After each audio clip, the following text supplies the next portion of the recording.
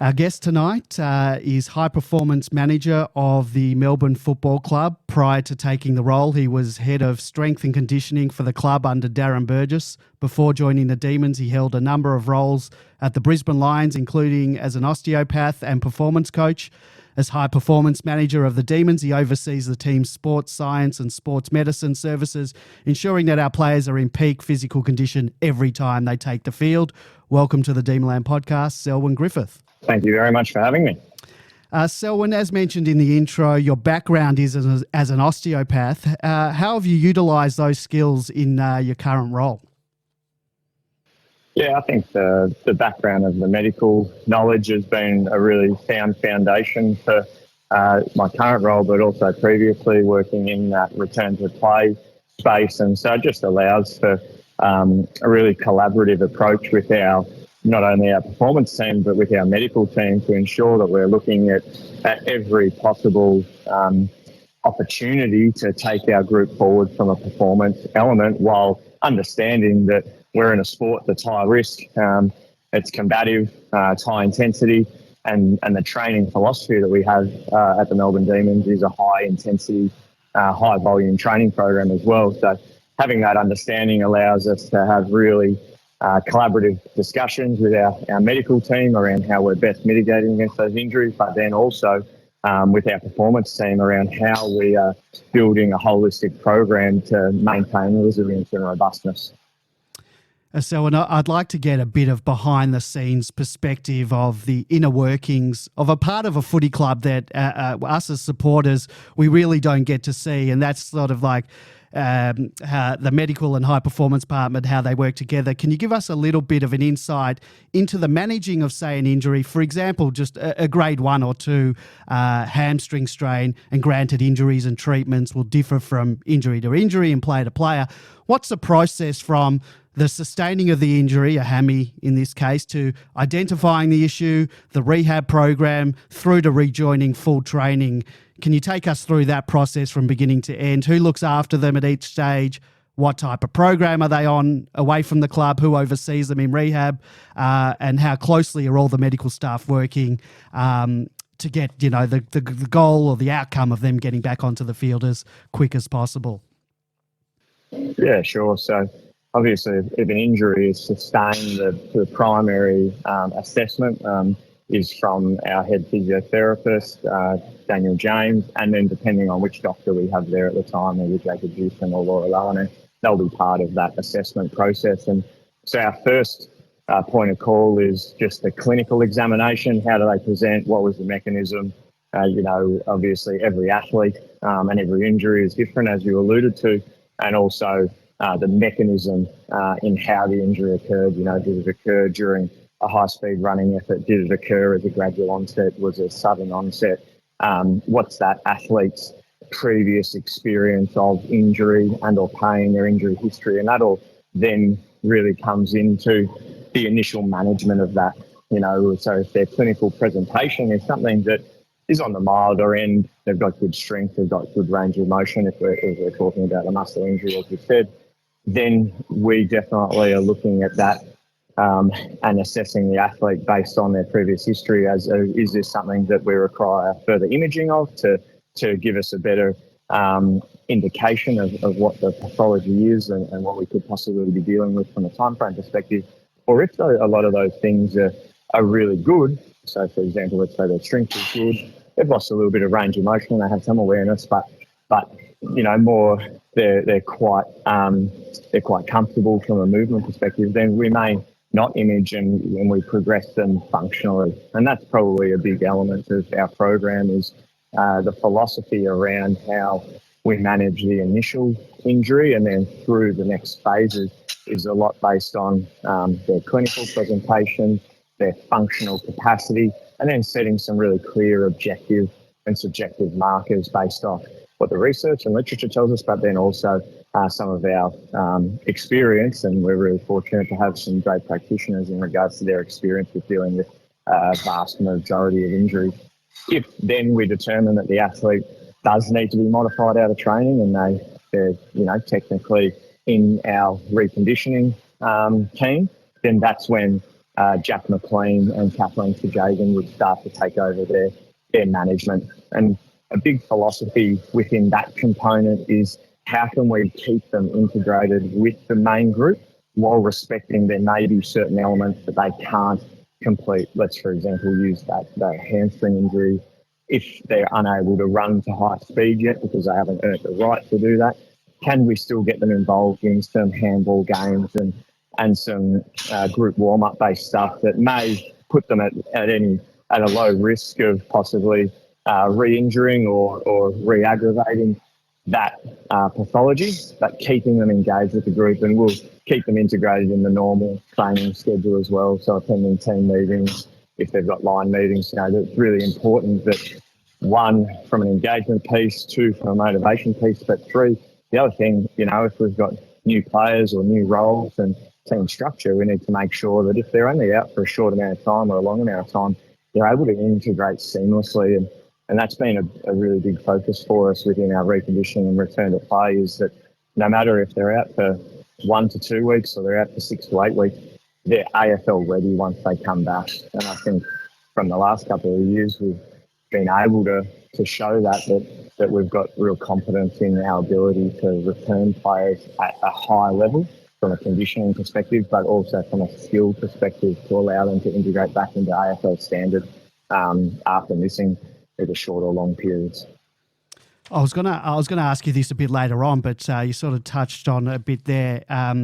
In the modern game, is there such a thing as match fitness? Do the modern fitness and conditioning programs negate the need for playing matches before a senior game after after an injury?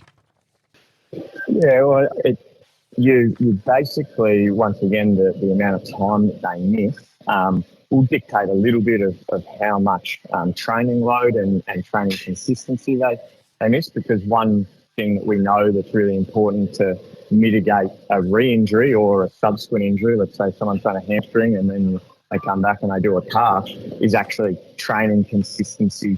And that comes in the form of not only just running loads, but it comes in the form of obviously skill-based exposure as well. So we're trying to get players back into those elements as quickly as possible, even if it's at a moderate level, because we know that that's really protective, but it also helps to mitigate losses of aerobic fitness, as you're talking about. And obviously the game of Australian rules football is extremely hard and it's extremely tough to replicate the demands in that.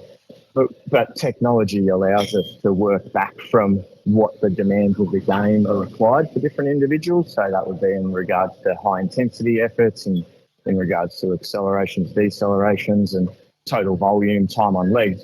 And so then we can work back from what we know is a normal range for a particular athlete, but we can also work back from what's the worst case scenario. If we were to, if we've got data on their previous year or their previous couple of matches, we can get a really great idea of what would be the worst case scenario for them in a 5-minute period or a 10-minute period or across a quarter. And that's where our sports scientist, Nick Murray, is fantastic in that space. And he did his PhD in regards to training load and its impact on injury and athlete wellness. So we're able to then put that sort of information into our return to play programs to ensure that if an athlete doesn't have the ability to, say, come back through the VFL, we're still exposing them to those workloads in a constrained environment from a return to play and reconditioning perspective. So, yeah, it is one of those tricky constraints because obviously we want our list to be healthy. So if we're healthy and we're building robust and resilient athletes, you may only have 2 or 3 guys in a reconditioning and return to play program, which means trying to build out a 12 to 14K session with only 2 or 3 athletes. One, can be challenging from a motivational perspective for the athlete, but 2, recreating the cognitive demands and the mechanical demands are quite tricky as well. So we've constantly evolving that and refining it and building it out, but I think we have a nice framework that we have had over the last couple of years that we're continuing to evolve. Thanks, Sue. And just apologies if my dog starts barking. He's been suspiciously quiet, and he almost certainly will start barking now that I'm talking on Zoom. You sort of touched on this a little bit, but Tom McDonald did a podcast interview in January, and he talked about how much footy had changed in his time in terms of the aerobic demands on all players, and he was talking about himself in the context of needing to come off the ground and have the break to be able to run at intensity. And noting that how much high-speed repeat running is required, something I'm guessing will only increase this season with the move, the shift, it seems, from many teams to a faster ball movement and more transition from the back half. In your time in footy, how much have the aerobic demands of AFL footy changed? Yeah, I think the aerobic demands have always been there of the game. What you're finding now is with the constraints of the rotations and then, as you just alluded to, the speed in which some teams are moving and even to a degree what we've seen with a decrease in some stoppages, you're seeing the ball transition back and forth, which means that that's requiring players to be exposed to repeat high speed efforts with minimal rest, and the aerobic fitness element is basically that system that you require to recover from those efforts and then be able to repeat them at the same intensity for long duration. So if your aerobic capacity is poor, you'll be able to sustain those efforts for a short period or for the first quarter, but as the duration of the game continues, that's when you're going to have that inability to maintain that intensity throughout 4 quarters of football. And that's the unique element of Australian League football, is how long it goes for and the difference in quarter length depending on goals, stoppages and those sorts of things. Is quarters can go from anywhere from 26 to 38 minutes, but rotations stay at 75 for the game. And so you need to be able to manipulate that based on every athlete has a different physical profile. You have guys who are pure speed athletes and aerobically they aren't as robust as some athletes. Some athletes have a beauty of both, which Alex Neil-Bullen is one of those for us. And then other athletes are really highly aerobic and then lack some of the speed qualities. So that's the unique element of an AFL list, in that you'll have a mixture of those sorts of players, and probably the uniqueness that Tom touched on is now you have lots of athletes who play different positions within the same game as well. So the requirements for them to play in different positions are different, depending if they're playing as a speed forward or a wingman or an inside mid. And so your ability to then manipulate within game around those athletes you need to be really fluid and agile with that. Just with the players like Nibbler and I guess Spargo and Hunter and Langdon, those type of athletes, what would be the equivalent in another sport? You say athletics, what would be the equivalent type of athlete?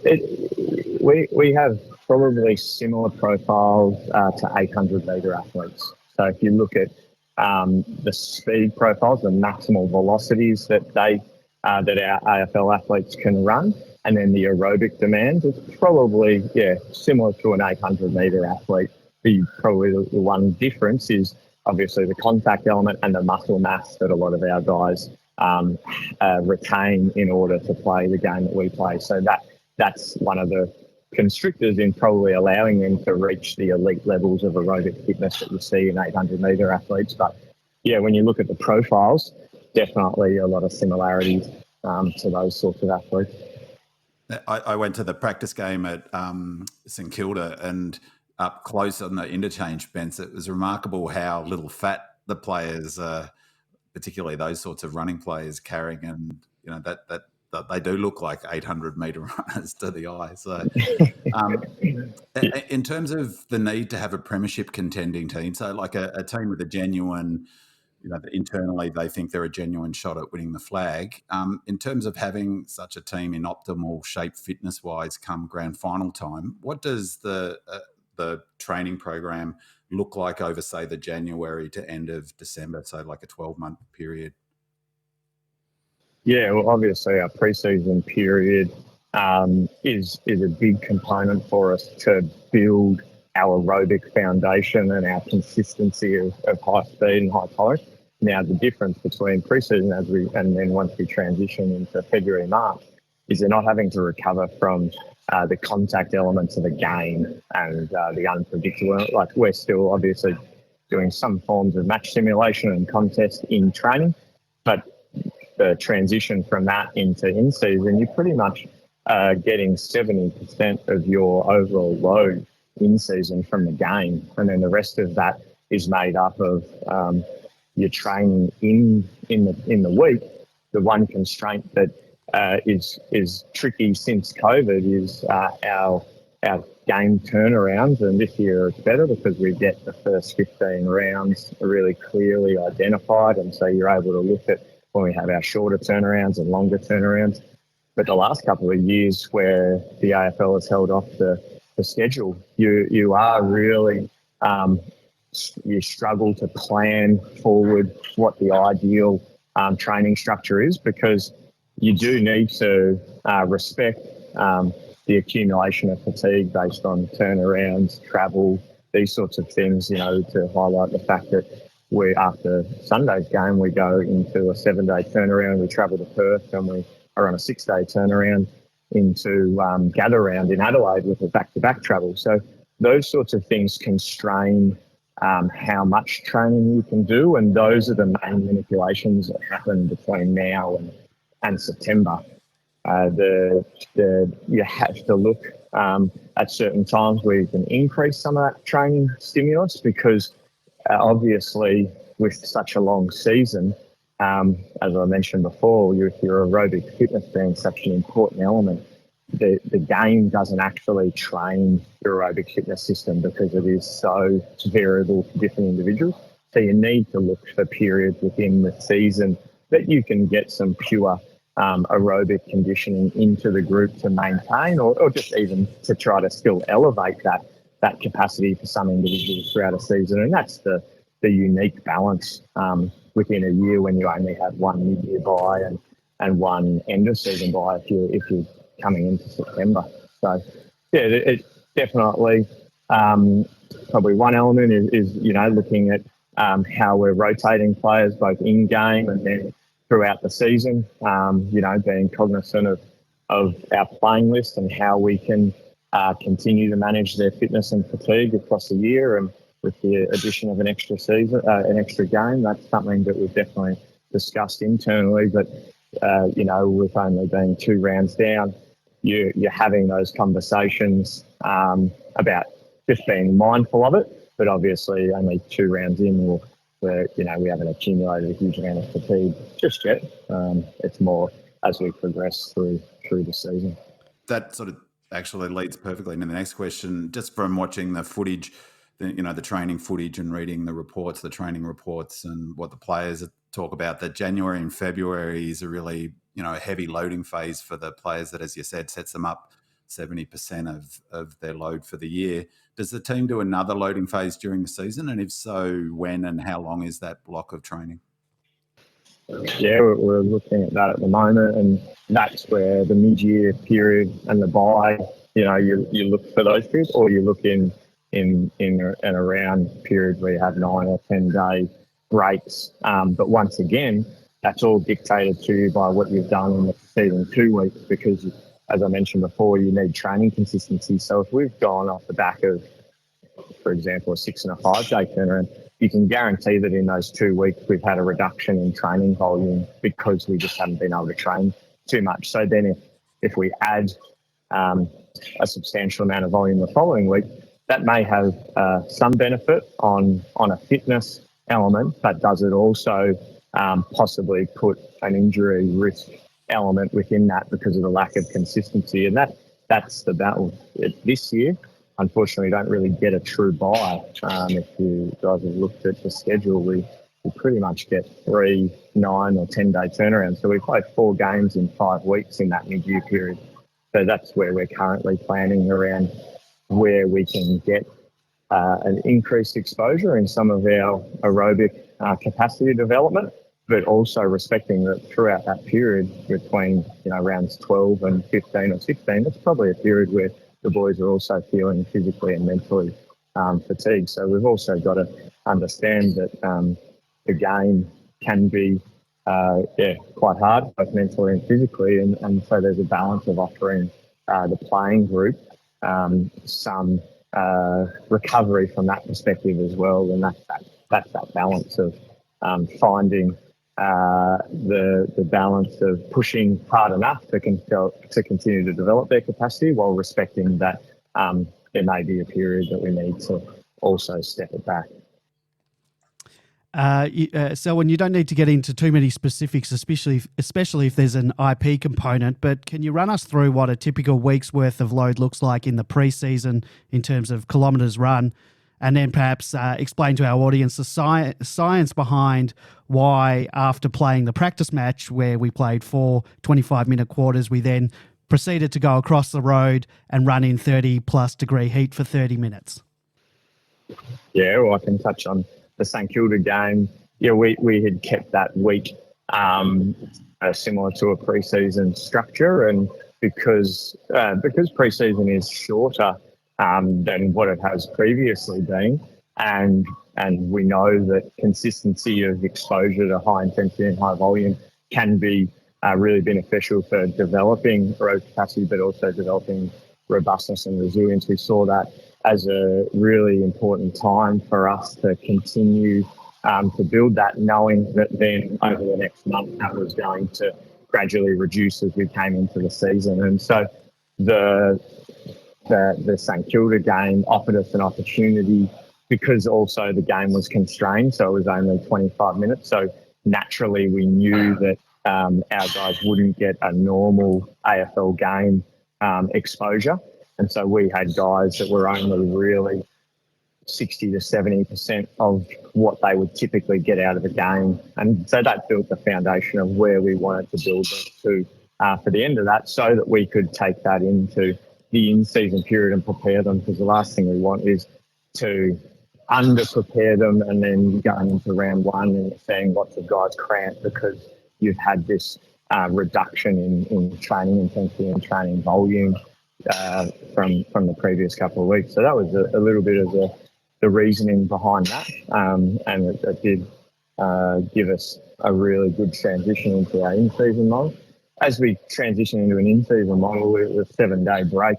If we were to play Saturday to Saturday, the players would typically get a Sunday off, and then Monday becomes a fundamentals training session, and that's where we're looking at the recovery aspect from the game, how players have responded. So they would fill out a questionnaire, and we have a few other objective and subjective measures that we use in collaboration with the match data to make decisions around what players' training involvement will be on that Monday, where it's a skill-based session, predominantly focused on getting the footy back in the hands and less around high intensity, high interval work. And then the following day, the Tuesday, we have a lot of meetings and some breakdown aspect, as well as some of our gym-based work. And then our Wednesday would be our main training session, where we're getting majority of our high intensity and high volume exposure within our drill selection,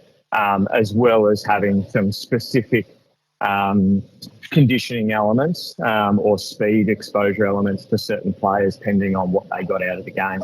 Because it's so variable. Also, the variation between AFL exposure versus VFL exposure, and continuing to best prepare our players who have played in VFL to AFL intensity, because there is a little bit of a difference between the two levels. And then they would go into a day off, and then we have our captain's run, which is focused around setting up for the game on the following Saturday. So that's the breakdown of a normal week.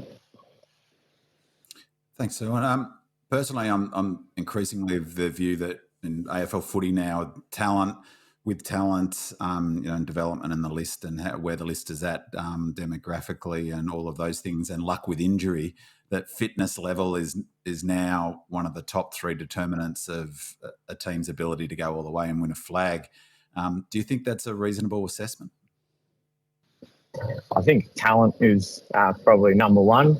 I think, your ability to have a resilient and robust list becomes the other element of that, and aerobic fitness and strength become the two key elements of that. So I think, fitness definitely.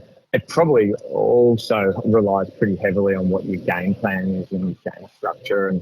And so our physical performance program is built off the foundation of how good he wants to play and how our football program wants to play. So if our game style was to change, our approach to conditioning and strengthening from a gym-based perspective would likely change or have to adapt as well. So the fitness elements, I think, will differ club to club based on the game style and the game plan, and that's, I think, been one of the things that has been a strength of ours definitely at the Demons over the last 3 years, is just that alignment across both our football performance program and our physical conditioning program. And just on the tweaks to our game plan this year seem to be the talk coming from the club was that we're going to be moving the ball a bit more quickly from the back half and using kicks to the corridor a bit more often. And does that meant that you've had to readjust your program, and what's been the impact of that? What I would think is more of a tweak than a wholesale change, but what's been the impact of that shift? It probably just heightens the importance around the element of making sure our guys can sustain repeat high intensity efforts for the duration of the game. I wouldn't have said too much around the foundational aspects adjusted, but it was definitely heightening the elements around how can we continue to make sure that our players can reach those speeds and reach them consistently and frequently throughout the duration of the game. Selwyn, you touched on the back-to-back travel in weeks 4 and 5. How big an impact is, say, a 6 or even a 5-day breaks between matches? And I bring that up because we also have a 5-day break coming up after Anzac Eve from round 6 to round 7. So how do you adjust to that scheduling? Yeah, every athlete adjusts differently to travel and to the demands of the game. So there is an individual approach to it, but obviously in those shorter periods, you have to heighten the importance of the recovery strategies in those initial 24, 48 hours, because you're asking the group to go back into high intensity efforts 1 or 2 days earlier than what they typically would on a 7 or an 8 day turnaround. So we just work with the athletes on educating them that if these are some of the symptoms and the signs that you're feeling, then these are the best strategies to improve your recovery and best prepare you for the next training session, because it's really important that we reintroduce the skill-based work and the speed-based work within the training week to then prepare them for the demands of the game on the weekend.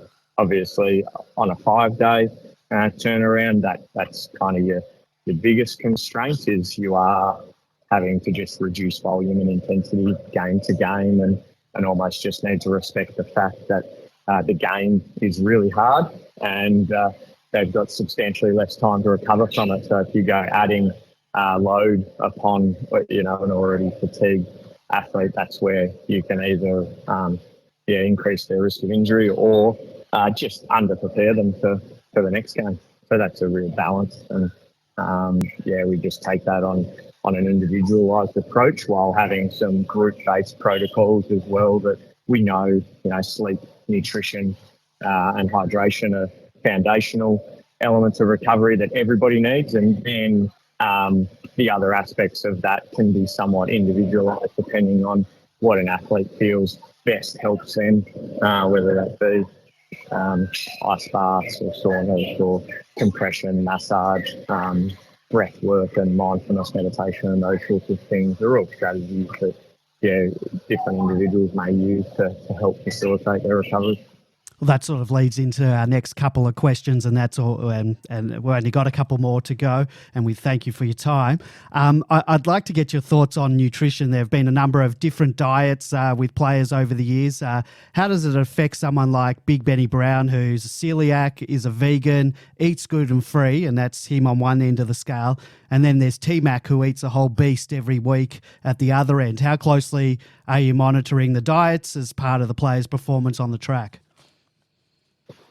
Boys, they work really closely with 𝗦eci Milton, our performance dietitian, and she's fantastic in regards to the individual approach. And, from a Ben Brown, it's really making sure that he gets enough calorie-dense meals in to sustain the requirements of his game, because he does run a lot, and then there's high demands for him within the role that he plays. And then, with Tommy McDonald, it's working with him as well to make sure that, protein is one of the important foundations for him. But, because of also the type of athlete he is, where he is quite a dynamic power forward, there's also a big requirement for carbohydrates and glycogen for him. So they work really well with 𝗦eci, and then we kind of build out some frameworks and guidelines in regards to what they should be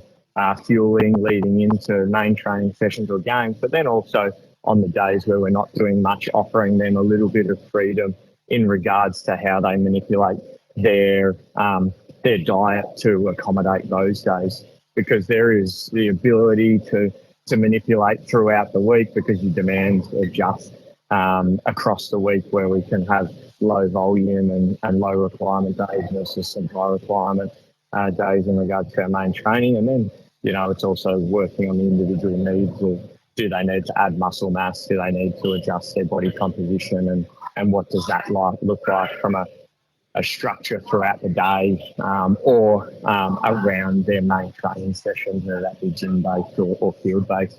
Yeah, so we definitely, it's one of the cornerstones, and over the last couple of years, the support from Richo in regards to how we best offer those services for the players has been phenomenal. And so it has been something that we've invested in from a football club perspective, and 𝗦eci has been driving that with the playing group, so it's been fantastic.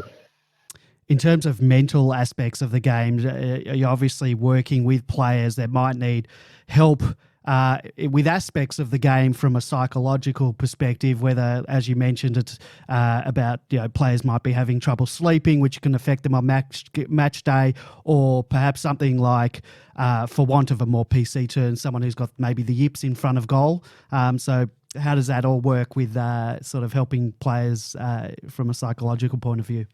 Yeah, so part of our welfare team, where we've got a performance psychologist in Steve Rendell, who works really closely with the playing group on elements of that. And then as part of the holistic program, there's been a real emphasis put on the mindset aspect of how we're approaching every day and building purpose around every day. And so that's intertwined within every aspect of our program. And I think that's why it's been such a powerful part of our program across the pre-season and as it's transitioned into the in-season, because it's been embedded in what we do on the field. It's been embedded in what we do in meetings. It's been embedded in what we do within the gym. And so the playing group have really bought into better understanding how we can continue to be better as individuals and how that influences the people around us, but also how they can continue to build purpose within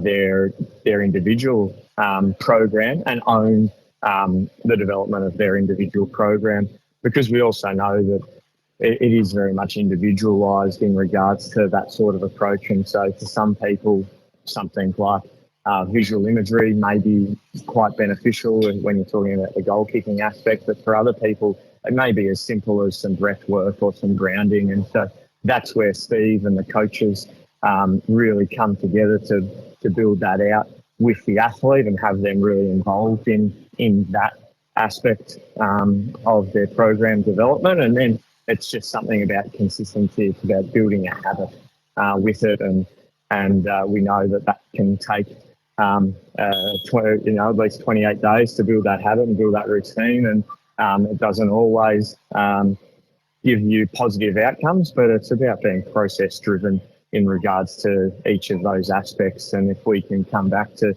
being process driven and evaluating it based on that rather than just the outcome, then that's when we'll start to get our playing group better understanding how they can best prepare themselves both mentally and physically. Just on the psychology, so in terms of I'm just wondering the sort of impact sometimes of psychology on performance, on match day performance. It seemed to me that, quite with no surprise, the team were in a bit of shock when Maxi went down, and I saw Jack Viney get interviewed at half time as he's walking off, and he looked as white as a ghost, the poor fella. And in terms of that sort of incident, and given the potential impact on the team psychologically, I also looked at the tracking data between the first round and the second round, and a lot of our numbers in terms of distance run were well down. Like Nibbler, for instance, was over 1 kilometre down on what he put out in round one. Is there a link? Is there a link between something like that from a psychological perspective and then ability to, I guess, deliver the physical stuff, the running and that's required? Yeah, I think it would be negligent for me to think that there isn't. It's hard to draw a clear line, but what we do know from our playing group is the care and the love they have for each other is something that I've never seen within a football organisation before. So for our players to see their captain go down with that within the first 5 minutes of the game, yeah, I've no doubt that would have had an impact on their ability to stay in the moment.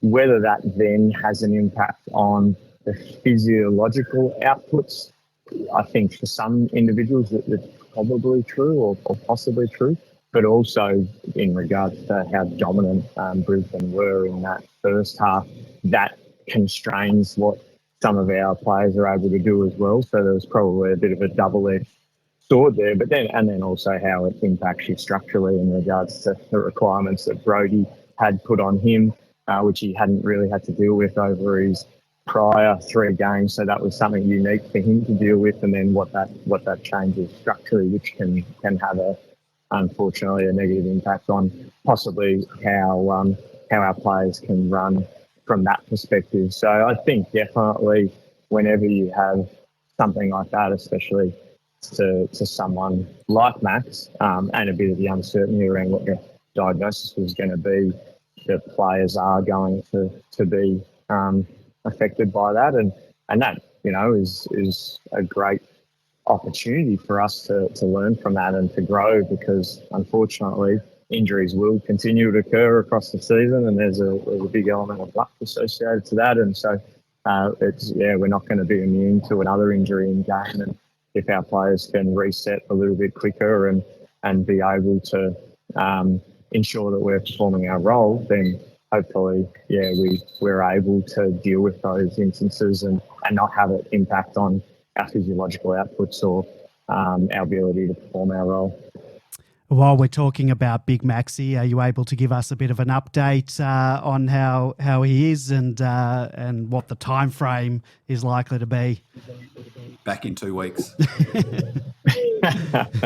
Well, obviously, it was great news that there was no ACL damage, but he's working back from the MCL strain.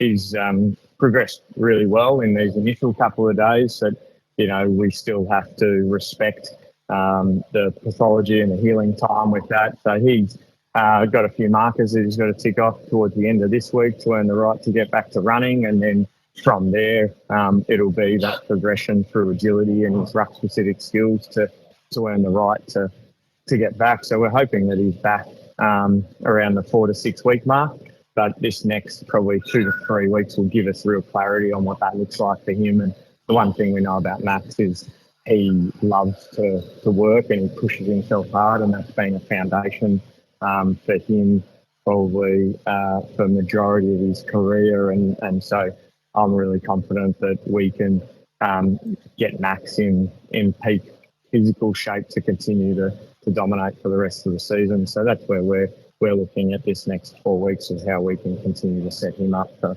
success for the rest of the year. I'm sure everyone at the club shared the D's fans' response and relief on Saturday when it came back cleared, because it felt like a win almost, despite the fact that we lost, obviously. But that's huge, isn't it? Yeah, that's it. Exactly right. So no, he's obviously progressed well. Sorry, Selwyn.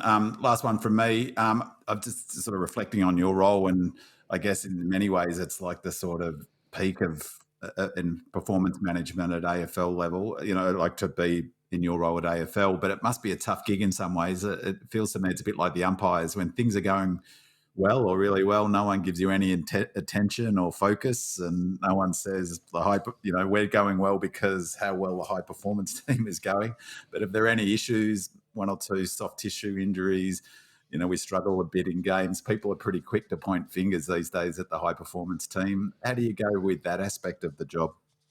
Yeah, it's a unique industry that we work in, because every 7 days is pretty much on review. And so if you work in the corporate world or in business, you might have quarterly reviews where you're looking at your budgets and you've got another quarter to make it up. But every 7 days, we're constantly reviewing, refining and learning more about ourselves. And I love what I do, and I'm really fortunate that I've got 𝗠𝗲𝗱𝗀𝘀𝗁 and 𝗟𝗏𝗀 around to support me, but also our performance and medical team are easily the best in the industry, so they make my job easy as well. And I'm really confident that because of how closely we work as a physical performance department with our football performance department, and we're intertwined, that we're developing resilient and robust athletes to play the Melbourne Demons way. So I'm really confident in that, and that gives me confidence in regards to how we go into games and how we progress throughout the season, to know that, we're really aligned in that view across all elements of the program. So while you never want injuries to occur, and we would like to go undefeated, unfortunately it's a tough competition and luck plays a big role. But the support and the care that we have internally, both from staff and players, just makes my job really easy and ensures that we're constantly looking for ways to get better and just learning from each opportunity. Well, thank you so much for your time today, Selwyn. We really do appreciate it. It's been a very illuminating conversation on an aspect of the club that we as supporters only get a glimpse of, but it does form a massive part of what we see on field come game day. So thank you once again, Selwyn Griffith. No, thank you very much for the opportunity, and I really appreciate just the opportunity to highlight part of our program.